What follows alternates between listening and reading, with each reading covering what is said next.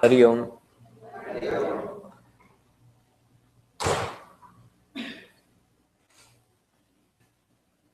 Because we will be starting and there will be a introduction before we jump into fourth chapter so that those who are joining us here knew.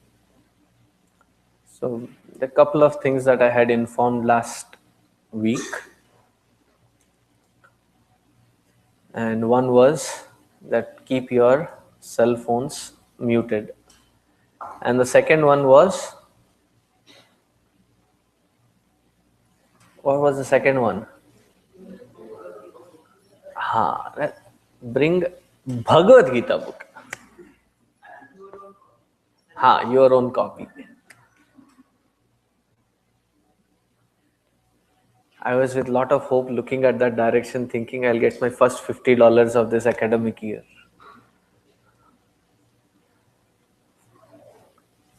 So yesterday I came back. I was supposed to land here about 10:30, but my flight flew off at 11:15 from Detroit, and then we were on the tarmac for an hour, and then landed here by about 1:40 or so. But it was an amazing gathering of Kerala Hindus of North America, KHNA. What was amazing was I had about 3 sessions with them, and the entire period they kept speaking in Malayalam. So I said, probably they are all Malayalis, so they'll be speaking in Malayalam, it is fine. When I got up to speak my first time, and I started in English, there were this couple of ladies, they got up and said, they say it in Malayalam, and they're saying that in Malayalam. So I paused and I asked them, which part of India do you think I am from? So they were not just telling me the part of language thing, but within Kerala, that there are some claiming that I was from the northern Kerala, some from South Kerala. So they thought I was a Malayali sitting there trying to speak in Malayalam, but forgot to speak in Malayalam and spoke in English. It was a hectic day yesterday. But I think what made my day yesterday was, after all these delays, when you get stuck in an airport, it's pretty irritating. So you get into the flight, and I made up my mind that all the way through I'm going to sleep. I was sleep deprived, and I was thinking, because the earlier day evening I had left, and the same flight again was late, and by the time I had reached Detroit, it was 2 again. It was a Spirit Airlines, and it saps your spirit. There was no spirit in that spirit.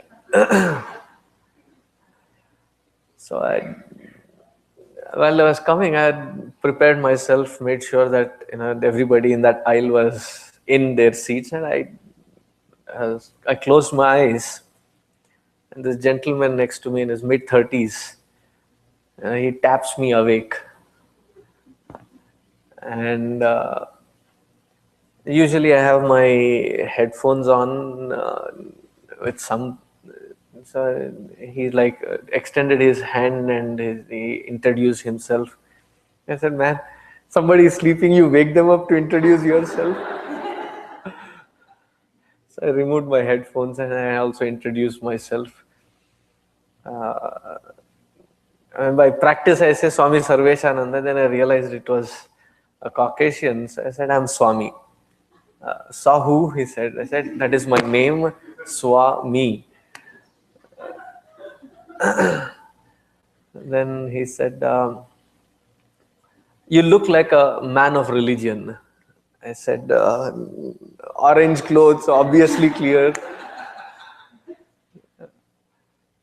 I mean, this was my reaction because of sleep deprivation. So, but I kept my lid closed. I didn't react or anything. I allowed him speak. And he said, I have been running. I mean, he started off all by himself. He said, I have been running away from myself and from God for God knows from when. I have become a devout Christian. I said, not again. I have gone through many such bad patches wherein they pick on Hindu versus, it's more like pagan versus Christianity. And I said, for that, you have to wake me up and get into this discussion. I was still reacting in my head. So I let him speak, and he said, I think I have wasted my life. And I was like, you're wasting my sleep. I have wasted my life, in all the trivialities of life. I thought, sports and limelight and fame and name and all the shenanigans that come with it, drugs, liquor, women, and everything. I even neglected my wife and children. And something in me told me that I was not doing right. And I finally found my Jesus and the calling. I was like, where is it all going to? And all this introduction, like, if he had started off with that, this religion versus that religion, or this nationality versus that nationality, I was so irritated already that I would have pounced on him. I was really waiting for that last bottom line for him to finish. And then he said, you look like a man of religion. How long have you been in this path? I said, about 23, 24 years. He said, wow, this is no coincidence. That few months ago I changed and now I get a man of religion sitting right next to me. And he doesn't come to that concluding point yet. It's already been like 15 minutes into the conversation. He was speaking mostly. And then he asked me the most amazing thing. Probably he's the only second conversation that I've had on religion in a flight, which ended up taking me by surprise and leaving me with new, refreshed feeling. And he said, since I have taken up to this path, I've been meaning to meet someone, and now here is the sign from God himself that he has sent person like you. I said, क्या brand लिखा है मेरे face पे that I am? I said, no, it feels that you're kind of a person that I don't know, something in me tells me that I should open up and talk to you. I said, what? And then he says, I've been finding it difficult that once you turn to God, the faith with which you connect to that God, how do you strengthen it? What kind of purifications, what kind of penances, what kind of austerities that one has to do? And you say that you have been a monk for about 24 years, and that 24 years is a long time to be sticking to something. And how do you sustain yourself? How do you sustain your faith?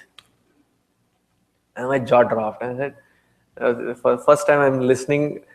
Otherwise, the devout Christian, just what do you call them? The born again, and and they take off totally in a different tangent. And I was all, आजा बेटा आज तो मैं muscle के रख दूंगा. I was in that agitated mood. Suddenly my jaw dropped, and he said, can you help me? Can you help me understand how to strengthen the faith? It doesn't matter which form of God we worship, but whichever form that we worship, the connection to that God and the faith with which we connect, how do we connect? What kind of austerities do you do? What kind of penances that you do? It was something totally humbling. That I was coming with such irritation and almost ready to give it really hard. And this fellow suddenly says, no, how do I connect to my own God with that faith? How do you develop that faith? Very seldom you come across people with that kind of a sincerity with which they talk about connecting to God and to develop that faith. It was an amazing. So the next 3 hours went by just talking on that. So I talked to him about, what we talk about is purification and penances are three levels. One is at the physical level, then is at the emotional level, then at the intellectual level. So at the physical level, the vessel in which you have to carry yourself, that has to be maintained inside and outside pure. So as simple as personal hygiene and cleanliness, including the food that you eat, and we are taught to be vegetarian. So he was like, with such big eyes looking at it, you've never had meat in your life?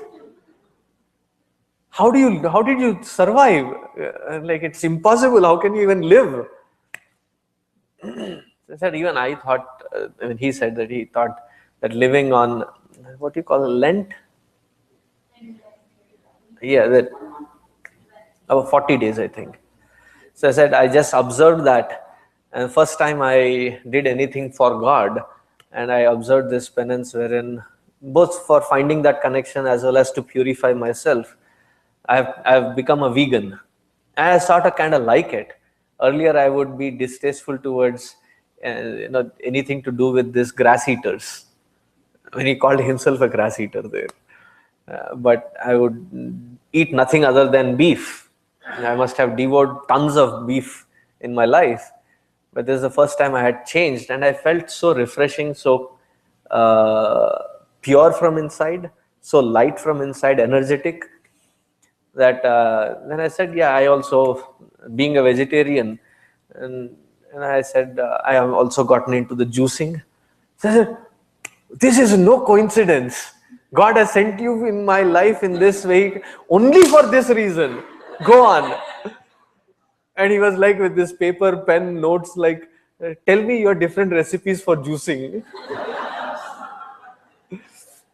So I went ahead and explained the entire length and breadth of why vegetarianism, from the non-violence standpoint, and then from various toxics and other standpoints, and then went into juicing. Gave him what handful of recipes about juicing, different combinations, and I said, at the emotional level, whether it be a cross or an idol or a statue that you invoke, it is the presence that you're invoking, in whose before whom you feel like kneeling down, and that doesn't come in unless you invoke that presence in front of you and connect with it. And many of us kneel down without that connection, and therefore we feel that there is nothing being communicating. And I explained what bhakti means in very layman's terms. So I said, we believe in Holy Ghost, Father and Spirit, and that the Spirit is sent back. What do you believe in? I said, where do I get into Jivatma, Paramatma in that level?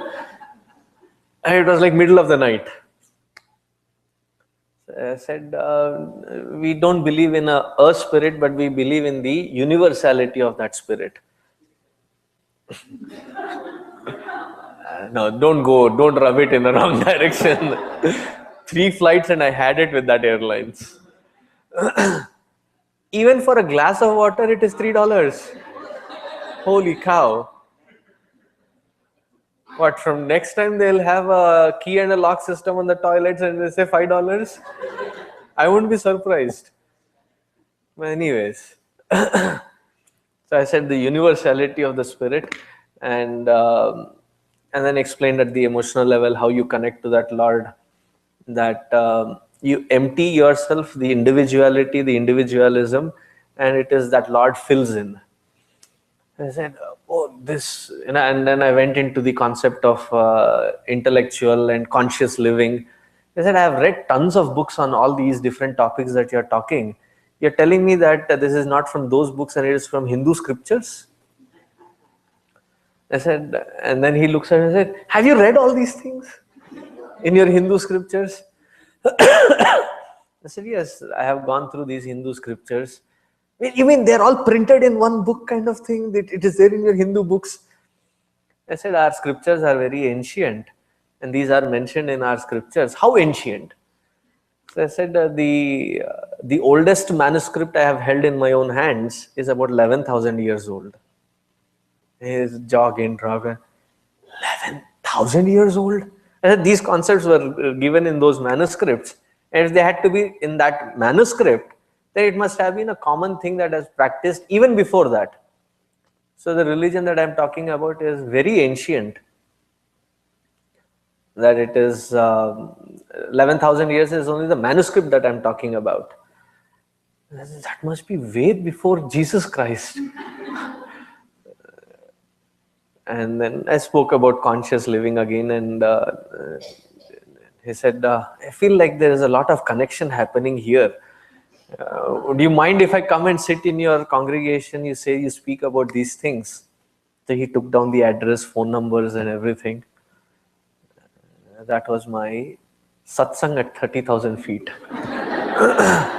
Well, what felt good was that this person comes with that genuine focus, which is not on bashing and counter bashing, but it is about connecting, whoever be that form of God. How do you connect? How do you strengthen that faith to that form of God? Which I felt very refreshing and in a way very humbling as well. So that was my experience yesterday. After a very tiring day, I thought that was very nice to find a complete stranger and getting into conversation about faith. Okay, now strengthening our faith. Let me see again, how many of you are here this year, coming here for Balavihar? Good. So we are dwelling in Bhagavad Gita. Bhagavad Gita, which is the book of, I would say the handy book, the tool book for us all. And this book, there's a conversation. It's like a dialogue. In Sanskritam, there are various modes of conversation explained. One is called Vada. What does Vada mean? Arguing. Then there is something called Tarka. Tarka is logical arguing. Like how there is a defendant and a lawyer, and they go back and forth. So that is called Tarka. Then something called Jalpa. And before I go to Jalpa, there's something called Vitandavada. Vitandavada is like trying to skin the horse hair. Hindi, it sounds better. बाल के खाल खींचना. No, that was not बाल के खाल. That was a meaningful dialogue. बाल के खाल खींचना is when you come with various standpoints and not with that openness to understand and assimilate, but to thrust your opinion on the others. Usually that happens between husband and wife. My standpoint versus your standpoint, and then dharma kshetre, kurukshetre. That is called Vitandavada. Then there is a totally different level. When this Vitandavada reaches to a different height, then it becomes Jalpa. Jalpa, there is no meaning, sense or anything. What you are arguing is triviality, but just to find who has the upper hand. So that becomes Jalpa. But here, it is none of the above, but it is called Samvada. Samvada, a meaningful conversation. A meaningful conversation between Bhagavan Krishna and Hanumanji. Oh, okay, good. Just checking.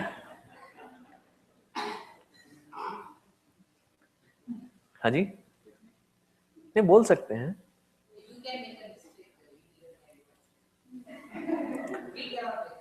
Oh, definitely not. तब बाल के खाल खींचूंगा. I have power of orange. तुम्हारे पास क्या है?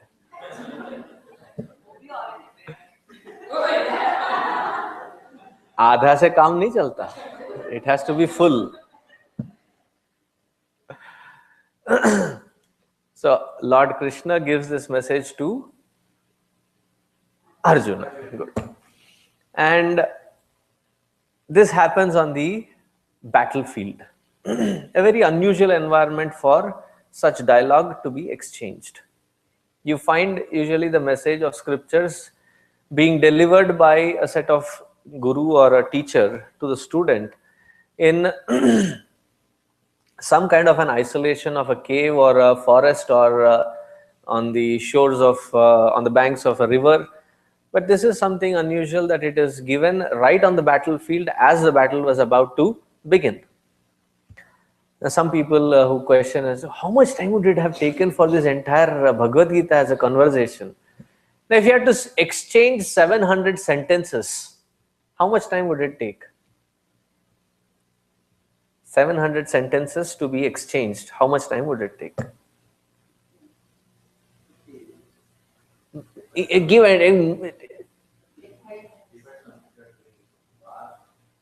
this is samvad. So meaningful exchange of conversation, 700 sentences, say English or Hindi, whatever you are convenient or comfortable with, how much time? Half an hour max. 700 sentences. It won't take more than that. So maybe this also would have taken about 20 to 30 minutes. Swamiji, to chant it itself is a tongue twister. For you, in those days, for them, this was the language and they had just a conversation of 700 sentences. I can chant the entire thing under 30 minutes. All 701 shlokas, I can chant it. But then you will have to find out where is it that I'm starting and where is it that I'm ending. I'll be like a bullet train zipping through it. So it must have been quite a conversation for half an hour just before the war. And if you observe, what is the first shloka of Bhagavad Gita? The very first shloka, it says, Dhritarashtra Uvacha. A strange beginning. You know, when in Hindi they say Shubharam or Manhus ka naam. Like you're starting something such sublime and the beginning itself is Dhritarashtra. What kind of a beginning is this? In fact, it has a great significance. Dhritarashtra, that blind king, because of whose birth defect, in those days the rule was, if you have a birth defect, though you would have become the next successor, you would not get that because of your birth defect.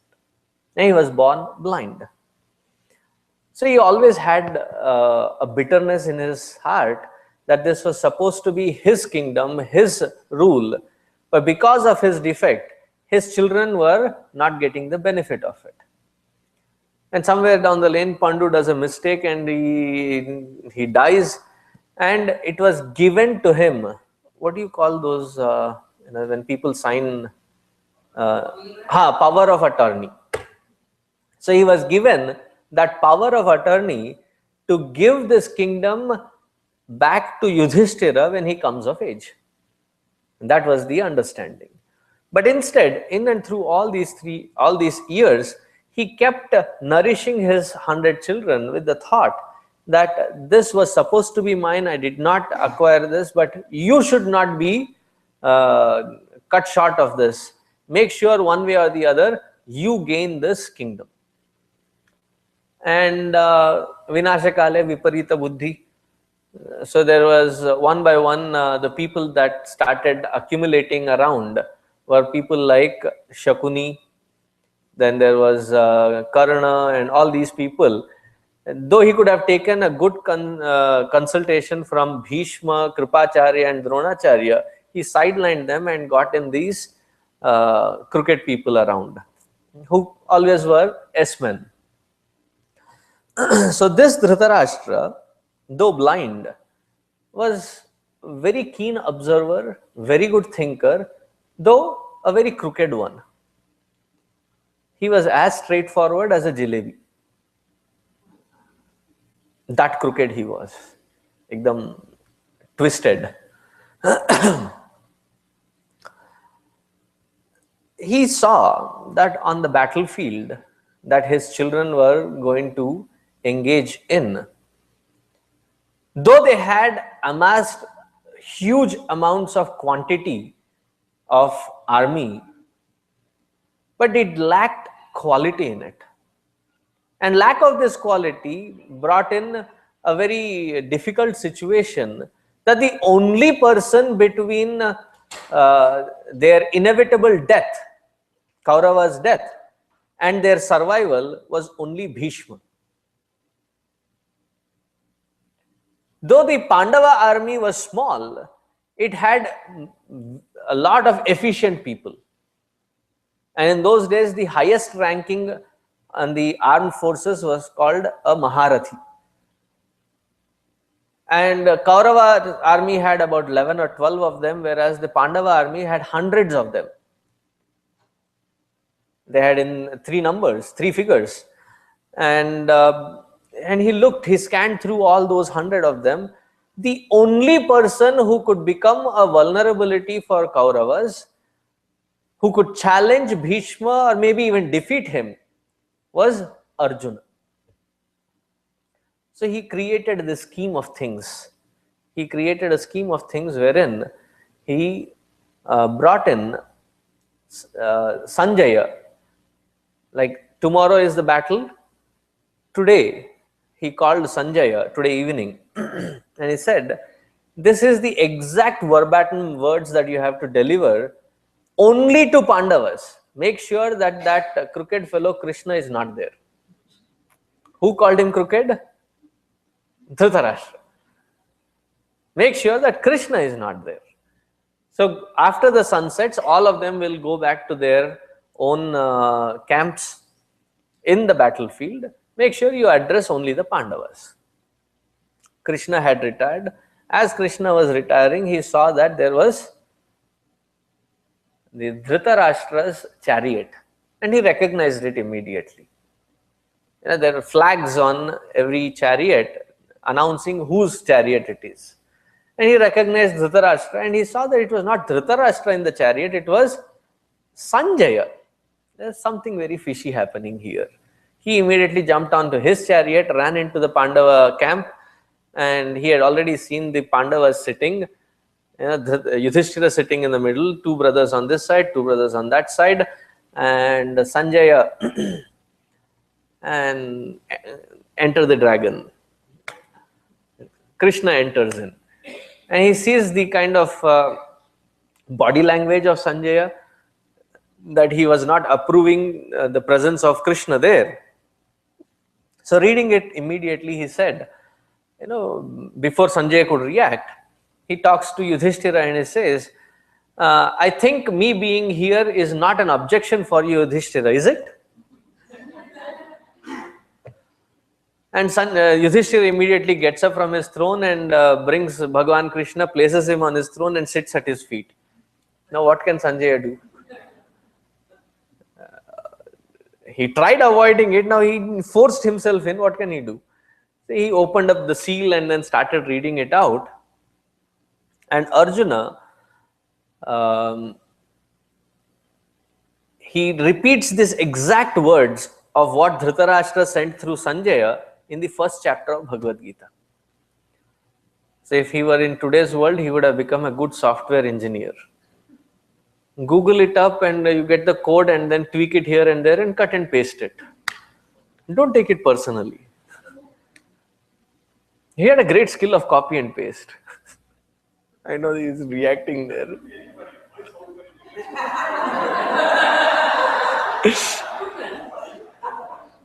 Hindi में कहते हैं चोर के दाढ़ी में तिनका.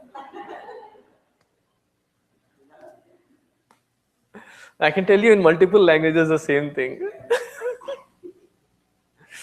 Anyways, so Arjuna, these 5 brothers listened to the message, and Bhagavan Krishna observed all of them, and before anybody could react, Bhagavan Krishna jumps in again and asks Yudhishthira, hey Yudhishthira, hey Pandavas, I don't think you would mind or object me if I answer on your behalf. They were all like, ha Bhagavan, please. And Sanjay was like, this is exactly what I was told to avoid. And Bhagavan Krishna said that I have tried enough to patch this up, and this is not a fair ground to patch. Whatever has to be answered will be answered on the battlefield. And this is no way to build bridges by shaking the faith. These are the exact words that the Lord says. And all the Pandavas says, if Bharat says it, yes, that is what it is. Now these Pandavas, the way they were reacting, if you look at them, Yudhishthira was very convinced that gone are the days for fighting for personal vendetta, but it is for all the atrocities done by Duryodhana and his family, not just to the Pandavas, but to all those neighboring kingdoms. So he had gathered all of them to stand up against adharma and to bring in righteousness.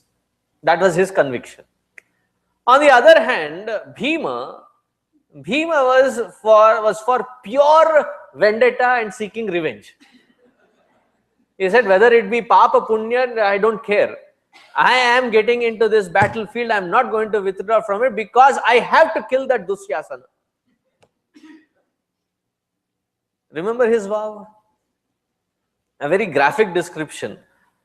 And he says, and true to his vengeance, of the 100 brothers, 99 of them were killed by Bhima, single-handedly. Nakula and Sahadeva, on the other hand, were devout followers of Yudhishthira. And they had no doubts whatsoever that brother is standing up for righteousness and we shall stand by him. And the problem was with only Arjuna. He was the self-made man. And he was that Arjuna who in his 13 years of living outside the kingdom, 12 years in forest and 1 year of incognito, focused only on this unfortunate day, which he had already predicted, that knowing my cousins, they will not be fair, and I have to prepare for this day. Therefore, he had done severe penances and acquired WMD, weapons of mass destruction. Brahmastra, Shaktiastra, Pashupatastra, Indrastra, Agnyastra, Varunastra. He went and propitiated all these gods and acquired as many. And it was not as though that, once I'll get my own independence, I'll have my own 26 January ki jhankiyan, like, the 26th January or August 15th, or here in this relevance, I should say, July 4th weekend, that I'll have my own, display of all these arms and ammunitions that I've acquired. But it was for this moment wherein he would have to stand up for his rights and fight for it that he had prepared for. And the words were put in by Dhritarashtra in such a cunning manner that it impacted only Arjuna psychologically. Bhagavan Krishna had even seen some dampness in his eyes that yes, what Sanjaya is telling is true. And therefore many neo-thinkers or neo-intellectuals, and this is like,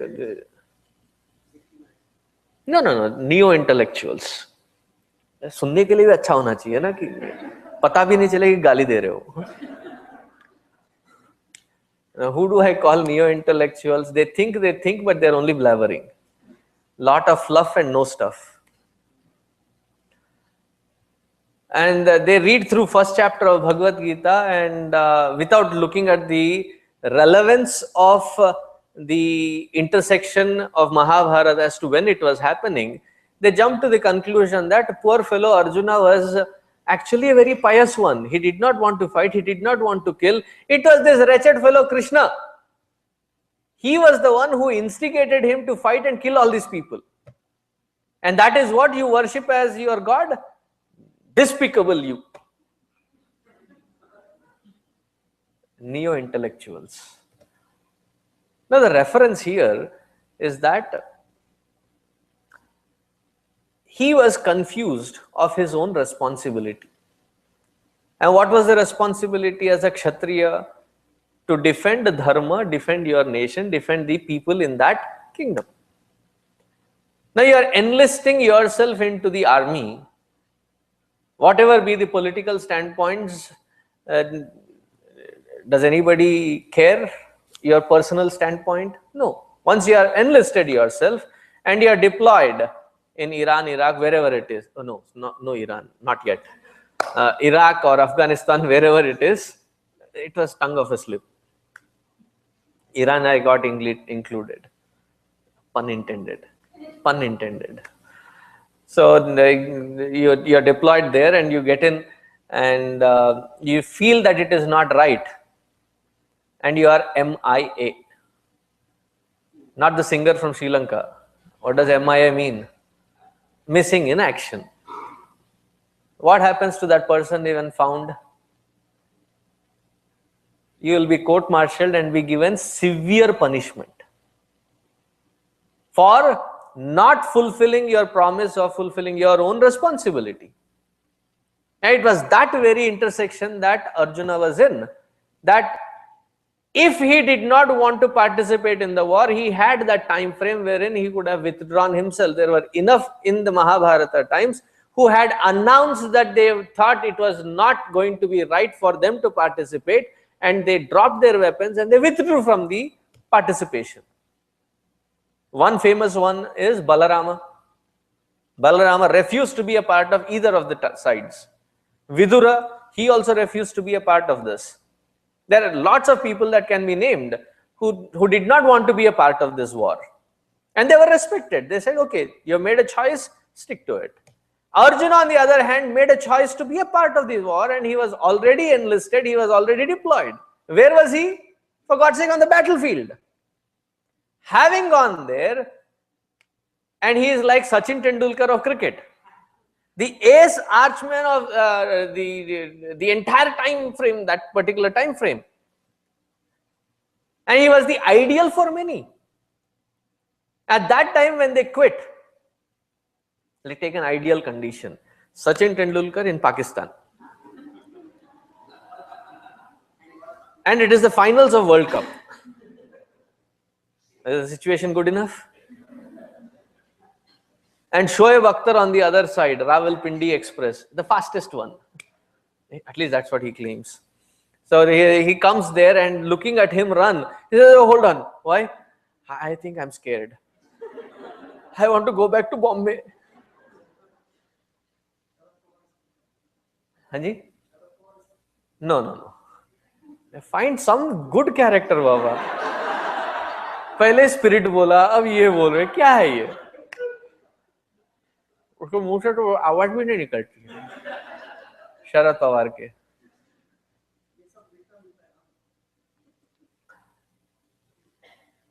Usually the coach will be the.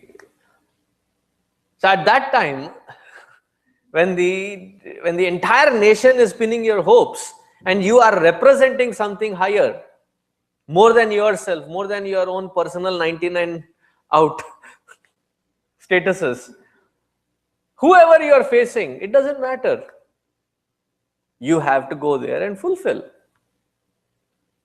Similarly was the situation, and similar situations come in our lives too. So the message is not about war and winning in the war. The message is about the intersections of our life wherein we have various responsibilities, and the moment we see responsibility, we have been taught enough in our cubicle politics that you see responsibility, the first thing that you is delegate.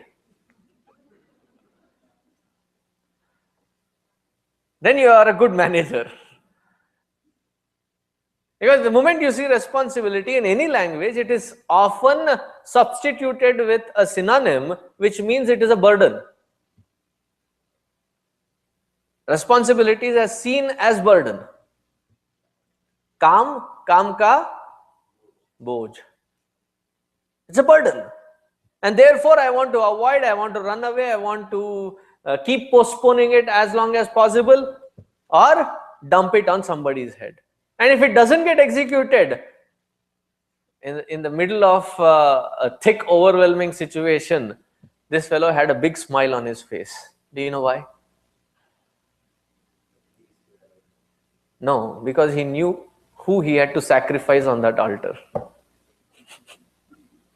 He knew who to blame it on. That's the next best thing that we do.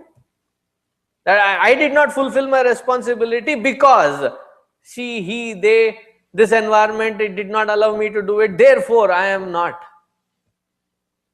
And whether it is a child between the siblings, you say, you know, the trash can is full, go throw it away. And starts Mahabharat Yuddha there. Why should I always do it? I did it yesterday, today is his chance. No, no, no, I did it 2 times, you said you will do it the 3rd time. And you are like, enough! The moment you see a responsibility, whether it is a trash can or whether it is fulfilling whatever field, you see it as a burden. And to that mindset, to that intersection wherein we get confused and it seems overwhelming, Bhagavad Gita is the message. And last time I did mention that what is the biggest intersection that can be taken as an example. So the example was that I don't know if I'd asked in this session or not. How many of you have been here for more than 5 years? Not in this hall, in US. बहुत सारे लोग हैं, सारे हैं. More than 10. More than 15. About 20. The past 5, 10, 15, 20 years, thank you. One big chunk of question that always sits in the throat as a lump is to be here or to go back to India. I know I'm rubbing it in, I'm just making the intersection understandable. No, I've decided I'll stay here. But then the next question is, to allow parents stay there or bring them here? They cannot take care of themselves. They'll not come here because they don't have that environment. What to do? So one session I was talking about all these things and I said, Swamiji, do you have answers for all these things? We'll be more regular. Even Bhagavan Krishna does not do spoon feeding. He says, this is the message, now you go understand it and apply it. So all various interactions in life that we go through, there are always these choices that have to be made. You know, children, you know, what kind of school, whether it is private school or a public school or what kind of college, what kind of line of study or what. There's a lot of questions that come up. And the moment we see these questions piling up, oh, I cannot handle this pressure. And the best way to do is when that pressure tends to turn into a irritation to a frustration. And somebody pushes that envelope further. And out of frustration, everybody ends up saying one thing. You know, give up all these things, I'll go to Haridwar and I'll become a sannyasi. As if somebody is waiting there with a pushpamala for you that you will come and they'll give you ochre robes. Aa jao.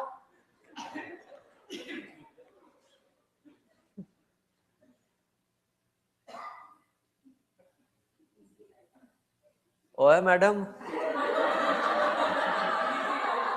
Yeah, come with me for 5 days, I'll show you how easy it is. How convenient is it? Easy life. I hurt.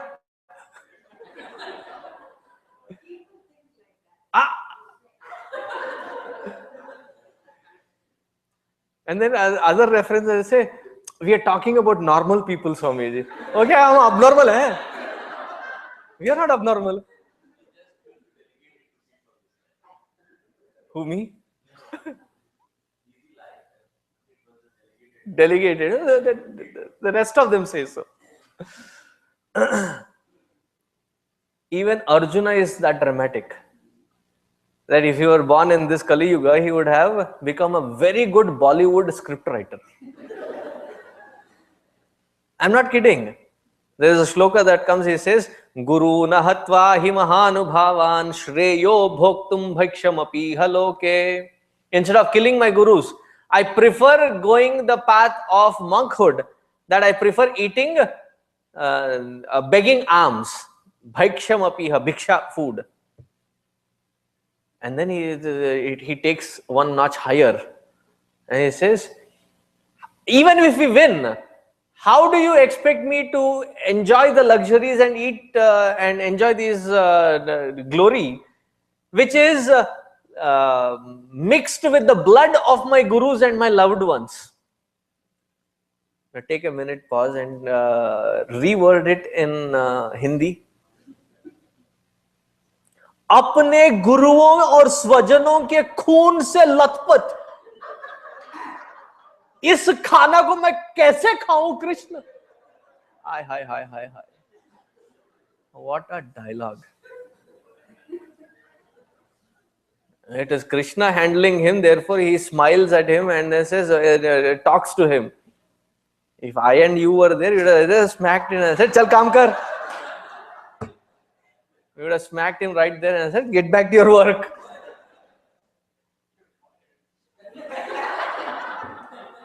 Well, if it was organization running, yeah, you will be fired. Here there is, you have to inspire him to fire.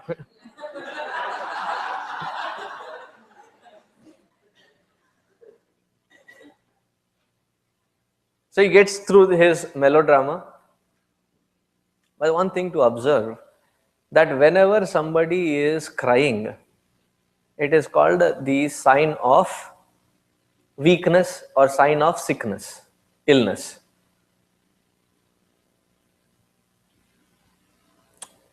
When we cry, it is called roga. When Arjuna had his breakdown, his vishada, it was called yoga. The first chapter of Bhagavad Gita, Arjuna Vishada Yoga. Why? What is the difference? We cry in front of the worldliness, for the worldliness and the materialistic trivialities. Whereas he cried with the Lord in front of him and put forth his problems. And this is where I love what Guruji says. Don't come to God saying how big your problems are. Rather, go to your problems and tell how big your God is. It's almost with a child's innocence. Like, in a street, I'm sure growing up in India, you have had such tussles. Somebody pushes you or says, "Oh, pata hai who my brother is?" Right? And you threaten them saying that how big your brother is. So similarly, don't run to saying that, how I have a big problem. Tell the problem how big your God is and that you're not scared of it. To even have that confidence, you need certain amount of peace within. How in each intersection of our life do we ascertain ourselves to have that peace within, on which we can construct a beautiful palace of joy and happiness? That is the message of Bhagavad Gita. So this is the introduction of first chapter of Bhagavad Gita. Did I tell you what was the age of these Pandavas? Did we talk about it? I'm talking to the new ones. Did we? No, those who have come this year. It is said in both Mahabharata and Bhagavatam that day when Bhagavan's toe was hit by the hunter's arrow, and when he finished his Leela, he was 125 years old. And that happened 36 years after the war. Simple math. So how old was the Lord on the battlefield? Simple math. 125 minus 36. Come on, geniuses. Wow.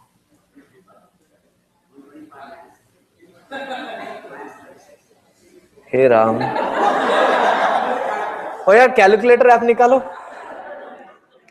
It is 89. She was like 85. I said, no, 89. Yudhishthira was 2 years older. Bhima was 1 year older than Bhagavan Krishna. 91, 90. Arjuna was 1 year younger than Krishna.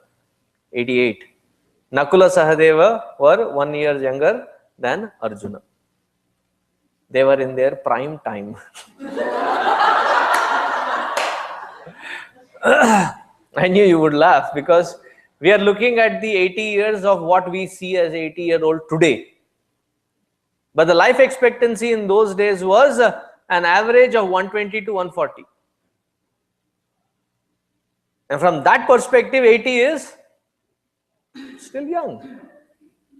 You still have about 40 years of juice left.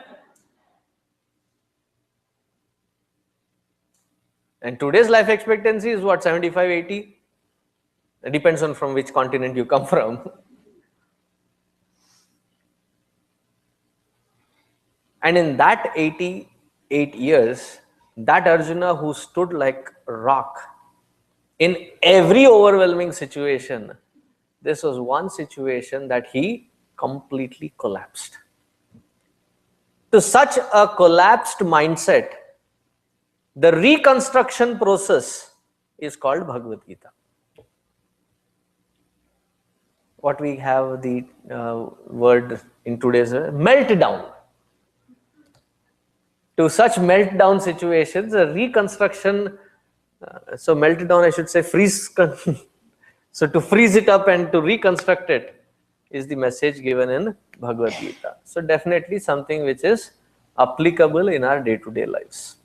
So we'll try to keep it with as simple terms so that we see it from the perspective of how pragmatic it is and how practically day-to-day we can apply it. So those of you who did not come with their own Bhagavad Gita books, consider this as your exactly final warning. From next week, Haji? No, I will not provide. You will provide it for yourself. They will be sent to provide for themselves. Om Shanti Shanti Shanti Harihi Om Shri Gurubhyo Namaha Harihi Om.